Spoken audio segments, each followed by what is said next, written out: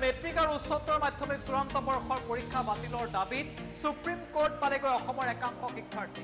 Supreme কোৰ্টত পৰীক্ষা বাতিলৰ দাবীত এবাৰ আবেদন কৰিছে অসমৰ ছাত্ৰ-ছাত্ৰী।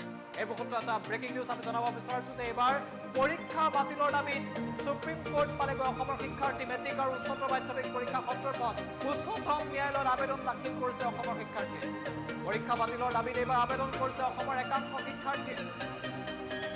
ব্ৰেকিং নিউজ এই মুহূৰ্তত অসমৰ মেট্ৰিক আৰু উচ্চতৰ মাধ্যমিক পৰীক্ষা লৈ যিহেতু এতিয়া অব্যাহত আছে অনিশ্চয়তা, তাৰ মাজতেই সুপ্ৰিম কোৰ্টৰ কাষ চাপিছে অসমৰ একাংশ শিক্ষাৰ্থী আৰু উচ্চতম ন্যায়ালয়ত আবেদন দাখিল কৰিছে ৰাজ্যৰ বহু শিক্ষাৰ্থী।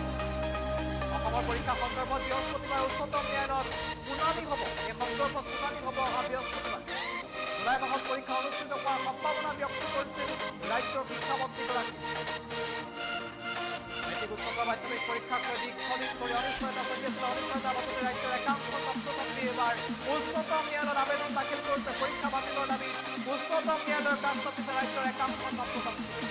ইতিমধ্যে অসমত পৰীক্ষা বাতিলৰ দাবী দীৰ্ঘদিন ধৰি ছাত্ৰ-ছাত্ৰীয়ে প্ৰতিবাদ কৰি আহিছিল। টুইটাৰ যোগে প্ৰতিবাদ সাব্যস্ত কৰিছিল আৰু তেওঁলোকে লতাশলতো প্ৰতিবাদ সাব্যস্ত কৰিছিল। অৱশেষত ৰাজ্যৰ শিক্ষামন্ত্ৰীগৰাকীয়ে পৰীক্ষা অনুষ্ঠিত হ'বই বুলি আনুষ্ঠানিকভাৱে ঘোষণা কৰাৰ পাছতে এতিয়া তৎপৰ হৈ পৰিছে একাংশ ছাত্ৰ-ছাত্ৰী। তেওঁলোকৰ মতে পৰীক্ষা বাতিল কৰিব লাগে। পৰীক্ষা বাতিলৰ দাবীত তেওঁলোকে এইবাৰ উচ্চতম ন্যায়ালয়ত আবেদন দাখিল কৰিছে।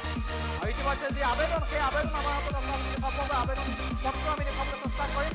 ৰাজ্যৰ 4গৰাকীকৈ শিক্ষাৰ্থীৰ স্বাক্ষৰ সম্বলিত এখন আবেদন পত্ৰ দাখিল কৰা হৈছে উচ্চতম ন্যায়ালয়ত, আৰু য'ত কোৱা হৈছে যে পৰীক্ষা বাতিল কৰিব লাগে।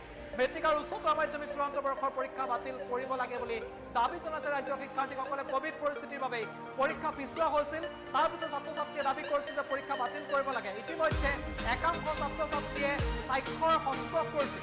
প্ৰায় 50,000 ৰাজ্যৰ ছাত্ৰ-ছাত্ৰীয়ে স্বাক্ষৰ দিছিল, য'ত তেওঁলোকে পৰীক্ষা বাতিলৰ সমৰ্থন আছিল।